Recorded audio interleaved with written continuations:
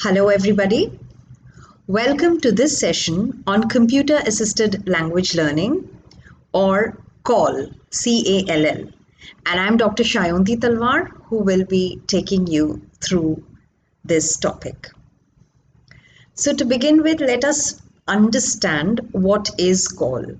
So, CALL, which was previously also known as Computer Aided Instruction, CAI, or Computer Aided Language Instruction, CALI, was actually rechristened CALL, and the word instruction in its acronym changed to learning. So, what is this exactly? This is defined as the search for and study of applications of the computer in language teaching and learning. So, primarily, it has to do with how the computer can be used as a medium to enable and to facilitate language teaching and language learning. CALL embraces a wide range of information and communications technology applications and approaches to teaching and learning. So it embraces a whole gamut of technology and teaching learning strategies. And in fact, CALL also had an alternative term, which was technology enhanced language learning, or TELL. This term emerged around the 1990s, the early part of the 1990s, and but it didn't pick up as much as CALL. Now, what is and I have to tell you over here that why the acronym was changed, the term instruction was changed to learning, because instruction presupposed a very teacher centered kind of structure, because it is the teacher who gives instructions, and when it was replaced by learning was understood to be more inclusive, more accommodating, and more learner centered, and that is why CALI was replaced by CALL. Now, if we have to talk about some of the recent manifestations of CALL, that is, how is CALL visible to us? So, it is visible to us through a virtual learning environment, like you have Google Classrooms, you have Open Classroom, right? Classrooms like MOOCs and all of that. So that amounts to a virtual learning environment. You have web-based distance learning, right? So even if you're sitting in some far off remote part of the country or the world, you can still access and join and enroll for courses, and you can learn from a distance. There are interactive whiteboards which use CALL. Then you have computer mediated communication, you have language learning in virtual worlds, and you have mobile assisted language learning. We're going to be doing a session on mobile assisted language learning separately. Now, what is the current philosophy of CALL, or what are the defining quintessential elements of CALL? So, A is that CALL gives very strong emphasis on student centered materials. So, in that sense, it promotes learner autonomy, or full freedom and independence to the learner to grow and evolve at their own pace. Now, CALL materials may be very formally structured, or they may be loosely structured, or completely unstructured. But one thing about CALL material is, which is common for the structured and the unstructured material, is that they enable interactive learning and they enable individualized learning. What is individualized learning? Individualized learning is learning that is suited to each individual. As individuals, we are all different from each other, right? Each of us at an individual level is different from our peer. So, what I may take 20 minutes to understand, my peer may take 10 minutes to understand and grasp, or someone else could take 30. But basically, when I'm in a classroom setting, there's a standardized kind of understanding. There's a standardized way of allotting time to each topic or assigning time to lessons, right? So I have to follow that standardized pattern, which I do not have to follow in call. So it helps me to learn as an individual, to learn at my individual speed, and to learn in the best way which is suited to me as an individual. So, teachers, call is widely used by teachers to facilitate the language learning process, and it is also a great way to supplement language learning that happens in the classroom. So, it can be used to reinforce what has already been learned in the classroom, and it can be a remedial tool to help learners, right? So it can also we can also be looking at for remedial purposes, for bridging gaps. The design of call materials takes into account principles of language pedagogy and methodology. Now, these sound very heavy words, but they simply mean that the teaching learning strategies or approaches that are used for language teaching are what determine call materials. And call is also derived from different language learning theories like behaviorist, cognitive, constructivist, etc. It is also derived from second language learning theories, like I told you. I think I've said it elsewhere that in India we learn English as our second language. So, and there are lots of theories around second language learning. So, call is premised on second language theories also, second language learning theories also. And a combination of face to face teaching and call is usually referred to as blended learning. We are also going to have a session separately on blended learning, right? Now, to just acquaint you with the three historical phases of call, A is the behavioristic call, which was conceived in the 1950s and it was put into practice in the 1960s and the 1970s.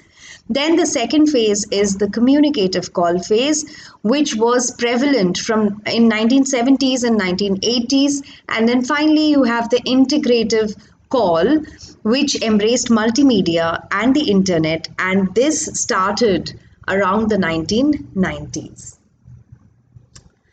So one basic use of call, like you know, the first step to learning a language is by picking up the words of that language, and we do it all the time, right? Whenever we are keen on learning a new language, it is the words that first need to be picked up, like days of the week, names of fruits, names of flowers, greeting, words related to greeting, meeting, introduction.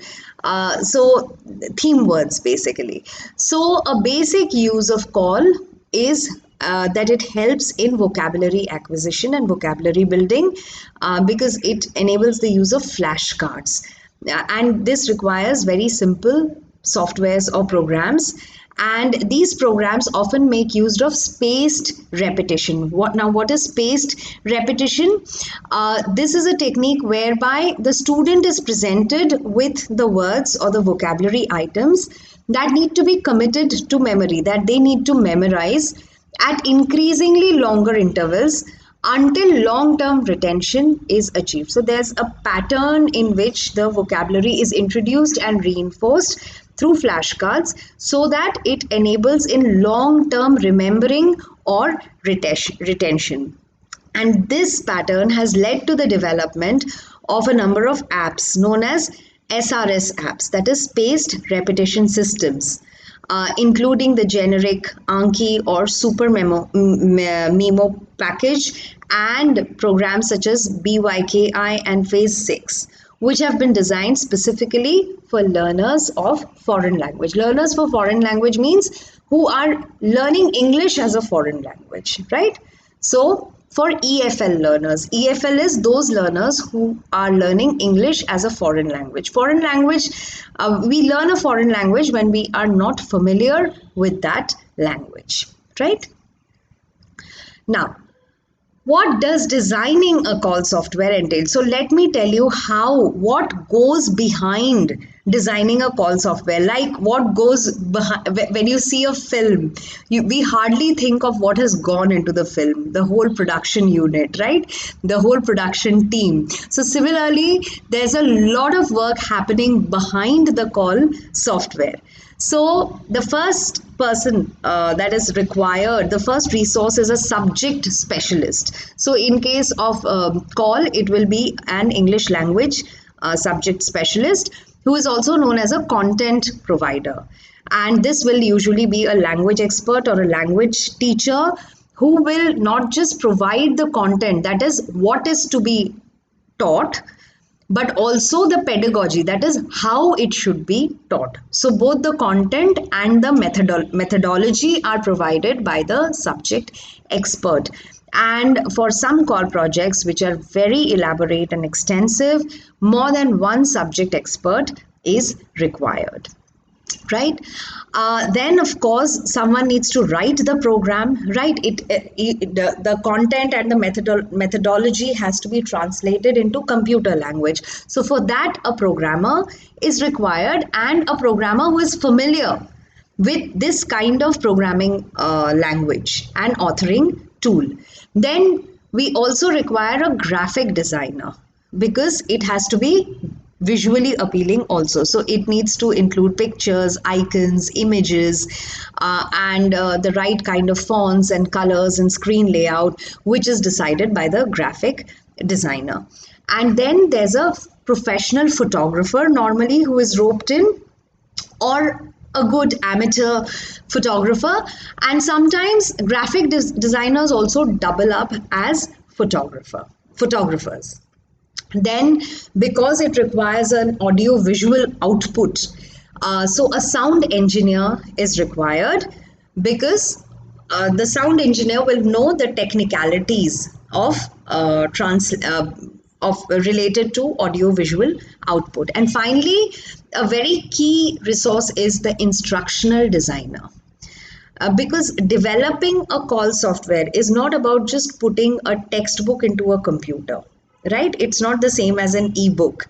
An instructional designer is someone who has a background in cognitive psychology and media technology. And the instructional designer works closely with the subject experts in the team, and they decide on the appropriate use of the chosen technology. So the instructional designer is the one who gives the whole structure to the software, right? Now, we need to understand a little bit about constructivist theory, because call is primarily premised on constructivist theory. In constructivist theory, unlike in the conventional approach, it is the learners who are the active participants in tasks in which they construct new knowledge based on their previous experience. So treating their previous experience as the foundation, new knowledge is built or constructed on the foundation, and that is why it is called constructivist theory. This theory postulates, that is, it supposes that language learning moves from the whole to the part, rather than building sub-skills to lead towards the higher abilities of comprehension, speaking, and reading. So it moves from the whole to the part, and it emphasizes that comprehending, speaking, reading, and writing skills, they are all interrelated. So you can't have one without the other.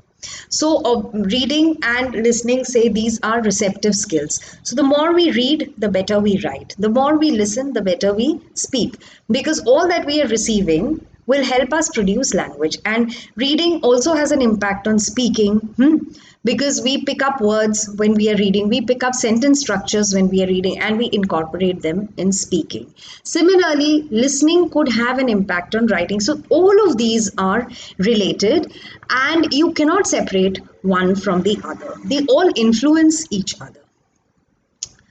Now, what entails multimedia in call? So you have gramophone. You use.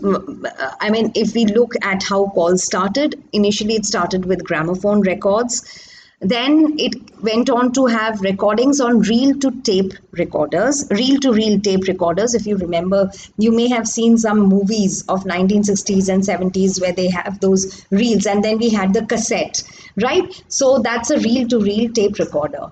Then the other things which were a part of call multimedia, sorry, were slide projectors, film strip projectors, film projectors, video cassette recorders, and DVD players. These were in vogue.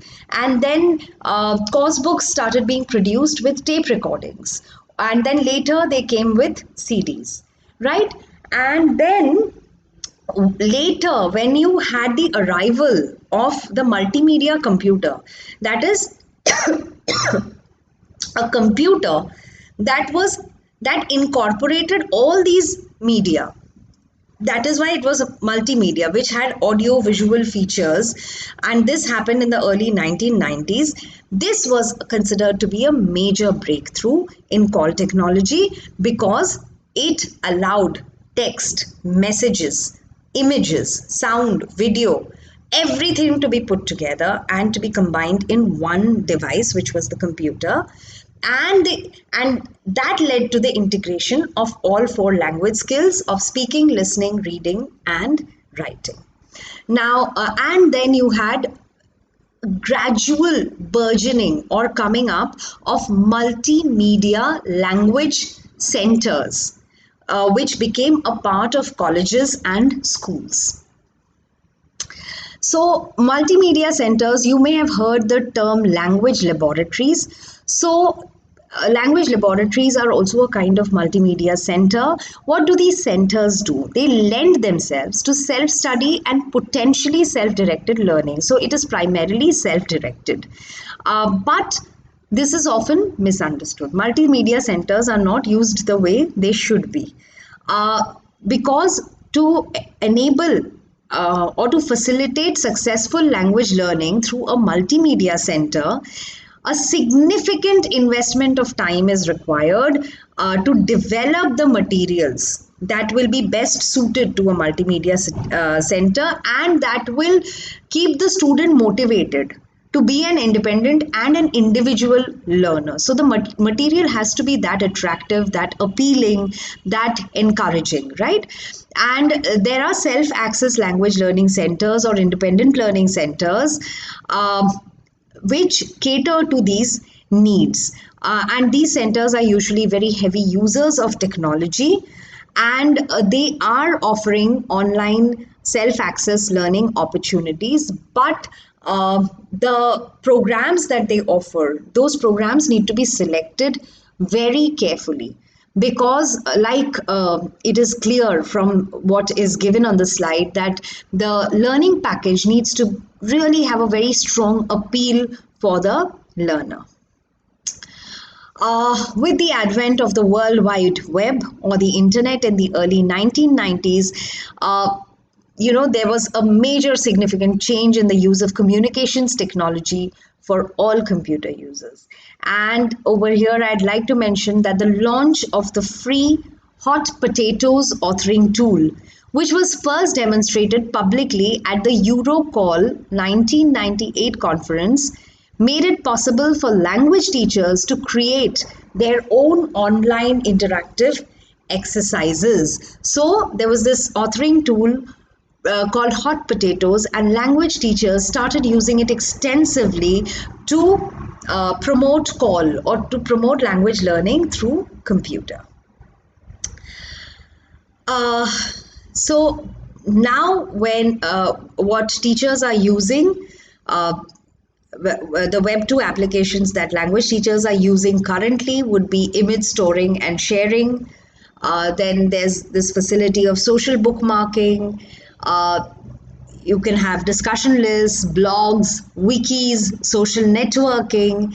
There are chat rooms, there are virtual worlds. Teachers use podcasts and other audio tools, and there can be video sharing applications and screen capture tools. right? And animation tools and mashups and blog assisted language learning, which is the acronym for which is BALL. Okay, so these are the various web applications that teachers are using today to aid their language teaching, right? And all of this is enabled through the computer. Now, what are virtual worlds? This is a very interesting thing because it is a computer simulated environment. So, it is an environment that is completely monitored and enabled by the computer. And one can create a personal avatar and simultaneously and independently explore the virtual world, and your avatar can go ahead and participate in activities, communicate with other avatars, and take a tour of the virtual world. And how are you doing it? You're just typing commands on your keyboard and you're enabling your avatar to perform, to work on your behalf. And when language teachers discovered it, it was like striking gold for them because they saw tremendous potential in virtual worlds for language learning and language enhancement. And in fact, you have the 3D world of Second Life. This was a rage in the first 10 years of this millennium, of this century. And this Second Life was launched in 2003, initially perceived as another role playing game because you had to create your own avatar. It began to attract the interest of language teachers with the launch of the first of the series of second language conferences in 2007. So language teachers started using Second Life in a big way as a means to enhance language learning for their students. Now let's look at the impact of CALL. The impact is diverse. It's extremely varied. If you look at developed nations, that is the first world economies and the first world countries, they are very comfortable with new technologies. They are very comfortable with learning through the computer. It is also affordable for them. Their infrastructure is better. So they have more clarity. They have more facilities, and it is easier for them to engage with technology, right, because of the supporting infrastructure.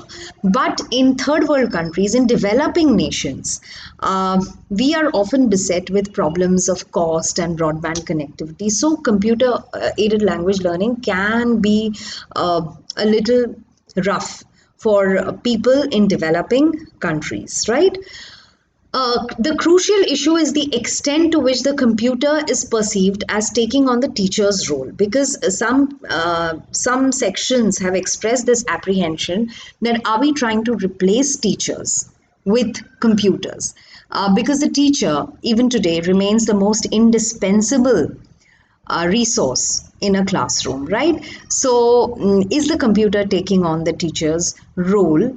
But of course, that can't happen because the computer is, after all, a machine, and more research is required to determine its effectiveness. But there is enough data to support that, to suggest that CALL has had positive effects on spelling, reading, and writing. So, like I said, the impact of CALL is extremely varied and it differs from country to country, and learning custom to learning custom, right? So this was all about computer assisted language learning. I hope you had a few takeaways from this session. In fact, if you would like to explore more, I would recommend it highly, because since we are in a pandemic situation, it is best to kind of fall back on technology and make the most of this time where when you are restricted, your movements, your activities are restricted. It is ideal for you to explore other means, other channels, other methods of language learning. So, thank you for being in this session with me, and I'll see you soon again.